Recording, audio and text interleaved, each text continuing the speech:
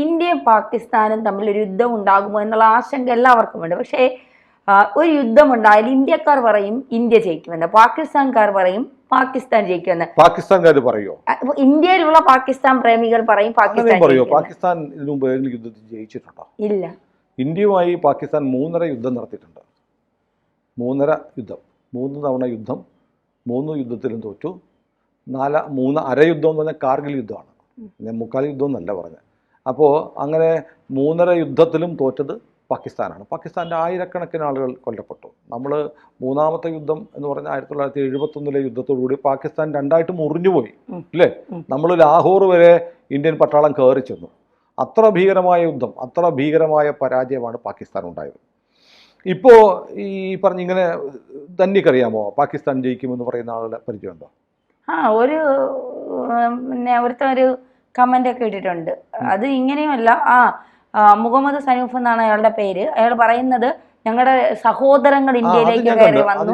അത് ഞാൻ കണ്ടു. പോസ്റ്റ് നമ്മുടെ തൊടുപുഴ പോലീസ്, തൊടുപുഴയിലേക്ക് ഒരു കേസ് രജിസ്റ്റർ ചെയ്തു. നമുക്ക് സെപ്പറേറ്റ് സംസാരിക്കാം. അപ്പൊ രഹസ്യമായി പാകിസ്ഥാൻ ജയിക്കണമെന്ന് ആഗ്രഹിക്കുന്ന ആളുകളുണ്ടാവും. അപ്പൊ ഞാൻ ഒരു കാര്യം ചെയ്യാം. ഈ സൈനിക ശേഷി വിലയിരുത്താൻ ഒരു റേറ്റിംഗ് കൊടുക്കുന്ന ഒരു അന്താരാഷ്ട്ര ഏജൻസി ഉണ്ട്. ഓരോ രാജ്യത്തിൻ്റെയും സൈനിക ശേഷി എത്രയാണ് അതനുസരിച്ച് ഒരു റാങ്ക് കൊടുക്കും. അപ്പോൾ ഗ്ലോബൽ ഫയർ പവർ എന്ന് വെച്ചാൽ ഫയർ വെടിവെക്കാനുള്ള ശേഷി ഗ്ലോബലി ഉള്ള രാജ്യങ്ങളുടെ ശേഷി അനുസരിച്ച് ഇന്ത്യയിലെ സേന ഇന്ന് ലോകത്തിലെ ഏറ്റവും വലിയ 2ാമത്തെ കരസേനയാണ് ഇന്ത്യ. നേരത്തെ പാകിസ്ഥാന് ഇന്ത്യൻ സേനയ്ക്ക് ലോകത്തിലെ തന്നെ സേനകളിൽ 4th റാങ്ക് ഉണ്ടായിരുന്നു. 4ാമത്തെ, ലോകത്തിലെ ഏറ്റവും മികച്ച 4ാമത്തെ സൈന്യമെന്നായിരുന്നു ഇന്ത്യൻ ആർമിക്ക് ഉണ്ടായിരുന്ന റാങ്ക്. അത് അന്നും ഇന്നും അപ്പോഴും അങ്ങനെ തന്നെയാണ്, ഏറ്റവും മികച്ച 4ാമത്തെ സൈന്യം. അതേസമയം പാകിസ്ഥാന് നേരത്തെ 9ാം സ്ഥാനം ഉണ്ടായിരുന്നു. ഇപ്പം പാകിസ്ഥാൻ 12ാം സ്ഥാനത്താണ്. പാകിസ്ഥാൻ 9നേക്കാൾ വലുത് 12ആണെന്ന് പറയരുത്. അപ്പോൾ അങ്ങനെയാണ് പാകിസ്ഥാൻ്റെ അവസ്ഥ. അപ്പോൾ നമുക്കൊരു കാര്യം ചെയ്യാം. നമുക്ക് ഓരോ രാജ്യങ്ങൾക്കും, ഇന്ത്യക്കും പാകിസ്ഥാനും എത്ര സൈന്യമുണ്ട് എന്ന് അവൈലബിൾ ആയിട്ട് ഗ്ലോബൽ ഫയർ പവർ എന്ന് പറയുന്ന അന്താരാഷ്ട്ര സൈനിക റാങ്കിംഗ് ഏജൻസിയുടെ സൈറ്റിലുള്ള കണക്ക് പറയാം. ഈ സൈറ്റിലുള്ള കണക്ക് കൃത്യമൊന്നും ആയിരിക്കത്തില്ല, ഏകദേശം ആയിരിക്കാം, രാജ്യങ്ങൾ ഡിസ്ക്ലോസ് ചെയ്തിരിക്കുന്നതായിരിക്കാം. അപ്പോൾ ഇന്ത്യൻ കരസേനയ്ക്ക് 14,40,000 പട്ടാളക്കാരുണ്ട്. 14,40,000. നമുക്ക് പാകിസ്ഥാനുള്ളത് 7 ലക്ഷമാണ്. എന്ന് പറഞ്ഞാൽ പാകിസ്ഥാനുള്ളതിൻ്റെ ഇരട്ടി പട്ടാളക്കാർ നമുക്കുണ്ട്. നമ്മുടെ പാരാമിലിറ്ററി എന്ന് പറഞ്ഞാൽ 25 ലക്ഷമുണ്ട്. BSF, CRPF തുടങ്ങിയത് നമുക്ക് 25 ലക്ഷമുണ്ട്. പാകിസ്ഥാന് അത് 5 ലക്ഷമേ ഉള്ളൂ. 5 ഇരട്ടി നമുക്കുണ്ട്. ഇത് കൂടാതെ ഞാൻ പറഞ്ഞില്ലേ 14,40,000 പട്ടാളക്കാർ. അതുകൂടാതെ നമുക്ക് 11.5 ലക്ഷം റിസർവ് സേനയുണ്ട്. എന്ന് പറഞ്ഞാൽ റിസർവാണ്, ആവശ്യം വന്നാൽ പുറത്തിറങ്ങാനുള്ള അടുത്ത ബാച്ച്. അവരെപ്പോഴും ബങ്കറിലായിരിക്കും. ഒരു ആവശ്യം വരുമ്പോൾ അവരെ വിളിക്കും. റിസർവ് പോലീസില്ലേ, നമ്മൾ സാധാരണ കാലത്ത് പോലീസില്ലേ, ക്യാമ്പിൽ കിടക്കുന്ന പോലീസ്, അവരെ വിളിക്കുമ്പോൾ അവർ ഇറങ്ങും. CRPF, ചട്ടിത്തൊപ്പിയൊക്കെ, പണ്ട് ചട്ടിത്തൊപ്പിക്കാരെന്നൊക്കെ പറയും. അങ്ങനെയുള്ള MSP ഒക്കെ പറയുന്ന പോലെയുള്ള റിസർവ് പോലീസ് നമുക്കുള്ളതുപോലെ റിസർവ് ആർമി നമുക്ക് 11.5 ലക്ഷമുണ്ട്. ഈ 11.5യും 14,40,000 കൂട്ടിയാൽ എത്രയായി? 26 ലക്ഷമുണ്ട് നമുക്ക് പട്ടാളം. പാകിസ്ഥാന് വെറും 7 ലക്ഷമാണ്. ഇനി നമ്മുടെ പാരാമിലിറ്ററി തന്നെ നമുക്ക് 25 ലക്ഷമുണ്ട്. അപ്പം ഈ സൈന്യം, റിസർവ്, പാരാമിലിറ്ററി ചേർത്താൽ നമ്മുടെ മൊത്തത്തിലുള്ള ആർമി മെൻ അല്ലെങ്കിൽ ആയുധമെടുക്കാൻ പറ്റുന്ന മെൻ എന്ന് പറയുന്നത് 50 ലക്ഷമാണ്. 50 ലക്ഷം പേർ പട്ടാളം, പാരാമിലിറ്ററി, റിസർവ് ഫോഴ്സായിട്ട് 50 ലക്ഷം പേർക്കുണ്ട്. പാകിസ്ഥാൻ എത്രയുണ്ട്? 7 4 7 5 12. അപ്പോൾ ഒരു പാകിസ്ഥാനിക്ക് 10 നമ്മുടെ ഇന്ത്യൻ ഭടന്മാരുണ്ട്. അതാണ് ഏകദേശ കണക്ക്. ഇനി നമ്മുടെ കയ്യിൽ എന്തൊക്കെയുണ്ട്? നമ്മുടെ കയ്യിൽ ഇന്ത്യൻ ആർമിക്കുള്ളത് എന്തൊക്കെയാണെന്നറിയാം. അർജുൻ ടാങ്കുകളുണ്ട്. ലോകത്തിലെ ഏറ്റവും മികച്ച ടാങ്കുകൾ, ഇന്ത്യൻ നിർമ്മിതമെന്ന് പറയാവുന്ന ഒരു ടാങ്കുകൾ. ഇന്ത്യ ഇപ്പോൾ T20 പോലെ, T90 പോലെയുള്ള ടാങ്കുകൾ, റഷ്യൻ ടാങ്കുകൾ നമുക്കുണ്ട്. പക്ഷേ അതൊക്കെ നമ്മളുടെ കിട്ടുന്നത് നമ്മൾ MiG-21 കൊണ്ടിട്ടാണ് അഭിനന്ദ് വർദ്ധമാൻ F-16 അടിച്ചിട്ടത്. പക്ഷെ നമ്മുടെ കയ്യിൽ MiG-21 കിട്ടിയാൽ, അല്ലെങ്കിൽ T-90 നമ്മുടെ കയ്യിൽ കിട്ടിയാൽ, T-72 നമ്മുടെ കിട്ടിയാൽ, നമ്മളത് ഇന്ത്യൻ സാഹചര്യത്തിനനുസരിച്ച് അതിനകത്ത് എക്സ്ട്രാ ഫിറ്റിംഗ് നടത്തി അവനെ വേറൊരു സംഭവമാക്കി മാറ്റുന്നുണ്ട്. കിട്ടുന്ന അതുപടിയല്ല ഉപയോഗിക്കുന്നത്. പാകിസ്ഥാൻ ആകെ കയറ്റി അയക്കുന്ന 2 സാധനങ്ങളേ ഉള്ളൂ. ഒന്ന് തീവ്രവാദവും ഒന്ന് കൃഷിയായിരുന്നു. ആ കൃഷി ഇപ്പോൾ സിന്ധു നദീജലം തീരുമ്പോൾ ആ കൃഷിയുടെ പണി തീരും. പിന്നെ നമുക്ക് ഭീം ടാങ്കുകളുണ്ട്. ഇനി പിനാക മൾട്ടി ബാരൽ റോക്കറ്റ് ലോഞ്ചറുകൾ നമ്മുടെ കയ്യിലുണ്ട്. നമ്മുടെ സൈന്യത്തിന് സ്പെഷ്യാലിറ്റിയാണ്. നമ്മുടെ അല്ല പറഞ്ഞു, നമ്മുടെ സൈന്യത്തിനുള്ള സ്പെഷ്യൽ സംഭവങ്ങളാണ്. പിന്നെ ബ്രഹ്മോസ് ക്രൂസ് മിസൈൽ ലോകത്ത് ഏറ്റവും കൂടുതൽ ഡിമാൻഡുള്ള ഒരു ക്രൂസ് മിസൈലാണ്. വിയറ്റ്നാം വാങ്ങുന്നു, ഫിലിപ്പീൻസ് വാങ്ങുന്നു, ഇന്തോനേഷ്യ വാങ്ങുന്നു, സിംഗപ്പൂർ വാങ്ങുന്നു. പല രാജ്യങ്ങളും നമ്മുടെ ബ്രഹ്മോസ് വാങ്ങാൻ കാത്തിരിക്കുക. ഇന്ത്യ റഷ്യ സംയുക്ത സംരംഭമാണ് ബ്രഹ്മോസ്. പിന്നെ ഹാവിസ്റ്റർ തുടങ്ങിയിട്ടുള്ള ആധുനിക പീരങ്കികൾ നമ്മുടെ സേനയ്ക്കുണ്ട്. അതാണ് ഇന്ത്യൻ കരസേന. വേണമെങ്കിൽ പാരാമിലിറ്ററി ഓർക്കണം, മിലിറ്ററി, പാരാമിലിറ്ററി, റിസർവ് ഉൾപ്പെടെ ഏതാണ്ട് 50 ലക്ഷം, 1/2 കോടിയാണ് നമ്മുടെ സൈനിക ബലം.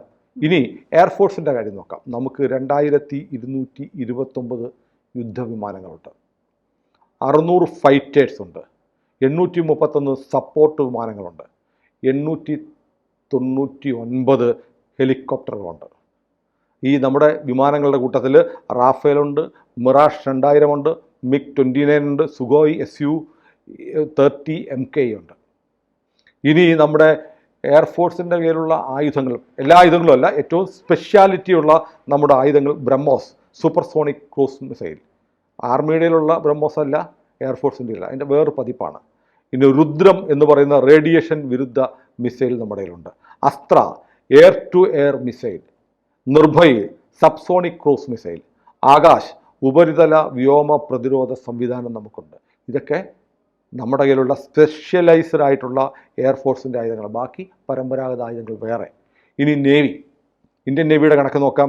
Indian നേവിയിൽ 1,42,251 ഭടന്മാരുണ്ട് Indian നേവിക്ക്. ചില്ലറയൊന്നുമില്ല, 1,42,251 ഭടന്മാർ. 180 കപ്പലുകളുണ്ട്. സബ്മറൈനുകളുടെ കണക്ക് നമ്മുടെ കിട്ടിയിട്ടില്ല, നമ്മൾ രഹസ്യമാക്കി വെച്ചിരിക്കുക. എത്ര സബ്മറൈൻ ഉണ്ടെന്ന് ഈ ഗ്ലോബൽ ഫയർ പവറിൻ്റെ കണക്കിലില്ല. അത് ഏതാണ്ട് 50-നടുത്ത് വരുമെന്നാണ് പറയപ്പെടുന്നത്. 180 ആക്രമണ കപ്പലുകളുണ്ട്. അതിൽ സൂറത്ത് എന്ന് പറയുന്ന കപ്പലിൽ നിന്ന് ഇന്നലെ നമ്മളൊരു മിസൈൽ പരീക്ഷണം നടത്തി. അത് ലോകത്തിലെ ഏറ്റവും വലിയ യുദ്ധക്കപ്പലുകളിലൊന്നാണ് സൂറത്ത്. 164 അടിയാണ് ഇതിൻ്റെ നീളം. അതുപോലെയുള്ള ആക്രമണ കപ്പലുകൾ നമുക്ക് 150 ഉണ്ട്. പിന്നെ 2 വിമാനവാഹിനി കപ്പലുകളുണ്ട്, INS വിക്രാന്ത്, INS വിക്രമാദിത്യ. പാകിസ്ഥാന് മൊട്ടയാണ്, മൊട്ട. അപ്പോൾ ഒരു വിമാനവാഹിനി കപ്പൽ എന്ന് പറഞ്ഞാൽ ഒരു കപ്പൽ മാത്രമൊന്നുമില്ല. ആ കപ്പലിൽ 3000-ഓളം ഭടന്മാർ, 50ഓളം വിമാനങ്ങൾ, പിന്നെ അതിൻ്റെ അകമ്പടിയായിട്ട് ഒരു 5-6 കപ്പലുകളുടെ വ്യൂഹം. അതായത് ജലത്തിൽ ഒഴുകുന്ന ഒരു ഇന്ത്യൻ നാവിക താവളമായിരിക്കും ഒരു വിമാനവാഹിനി കപ്പൽ എന്ന് പറഞ്ഞാൽ. ഇതാണ് ഇന്ത്യയുടെ സാമാന്യമായ സേനാബലമെന്ന് ഗ്ലോബൽ ഫയർ പവറിൻ്റെ സൈറ്റിൽ പറയുന്നു.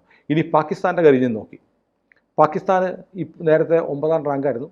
ഇപ്പോൾ പാകിസ്ഥാൻ കുറച്ചുകൂടെ കൂടുതൽ നമ്പറിലേക്ക് 12ാം റാങ്കിൽ കുതിച്ച് താഴോട്ട് പോയി, 12ാം റാങ്കിലെത്തി. ഇനി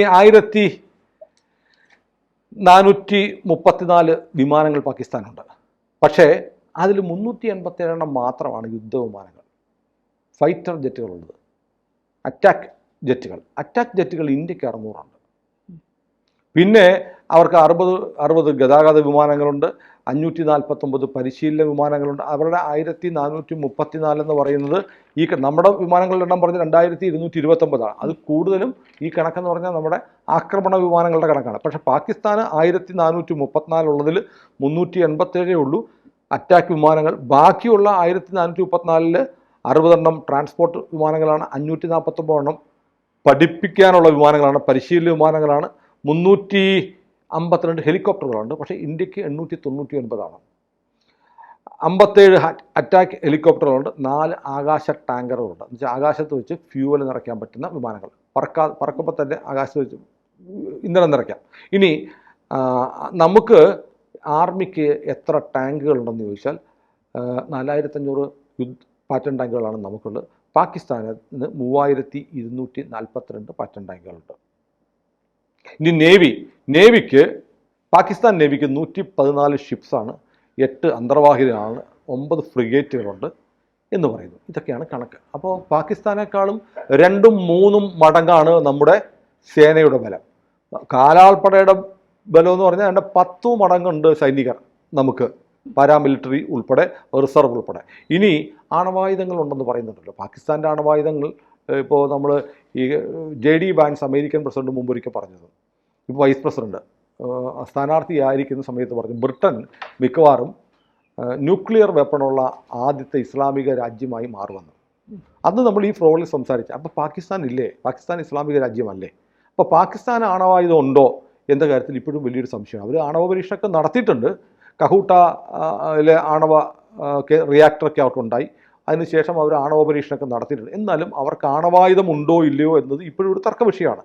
ചിലർ പറയുന്നത് കൊറിയയിൽ നിന്നും പിന്നെ ചൈനയിൽ നിന്നും കിട്ടിയിട്ടുള്ള 1-2 ചെറിയ അണുബോംബുകൾ പാകിസ്ഥാൻ്റെ കയ്യിലുണ്ട്. ബാക്കി നടത്തിയൊക്കെ ചുമ്മാ പടക്കം പൊട്ടിച്ച് കാണിച്ചതാണ്. ശരിക്കും ബോംബ് നിർമ്മിക്കാനുള്ള ശേഷിയൊന്നും ആയിട്ടില്ല എന്നാണ് JD വാൻസ് പറഞ്ഞതിൻ്റെ അർത്ഥം. കാരണം ബ്രിട്ടൻ വലിയ വേഗത്തിൽ ഇസ്ലാം വൽക്കരിച്ചുകൊണ്ടിരിക്കുകയാണ്. അതുകൊണ്ട് ഇസ്ലാമിക രാജ്യമായിട്ട് മാറിയ ബ്രിട്ടൻ്റെ കയ്യിൽ നിന്നുണ്ട് അണുബോംബുണ്ട്. അതുകൊണ്ടാണ് ലോകത്തിലെ ആദ്യത്തെ അണുവായുധമുള്ള ഇസ്ലാമിക രാജ്യമായി ബ്രിട്ടൻ മാറുമെന്ന് JD Vance American vice president പറഞ്ഞത്. അപ്പോൾ ചുമ്മാ ആരും പറഞ്ഞല്ലോ, അമേരിക്കൻ വൈസ് പ്രസിഡന്റ് അറിഞ്ഞുകൂടാത്ത ആളൊന്നുമല്ല. അപ്പോൾ പാകിസ്ഥാൻ ആണവായുധം ഉണ്ടോ ഇല്ലയോ എന്നുള്ളപ്പോൾ ഇപ്പോഴും ഒരു പ്രഹേളിയാണ്. ഇനി പാകിസ്ഥാൻ്റെ കയ്യിൽ ഉണ്ടെന്ന് കരുതുക. പക്ഷേ ഇന്ത്യയുടെ കണക്കനുസരിച്ച് ഈ ഗ്ലോബൽ ഫയർ പവർ പറയുന്നത് ഇന്ത്യക്ക് 172 ആണവ ബോംബുകൾ ഇന്ത്യക്കുണ്ടെന്നാണ്.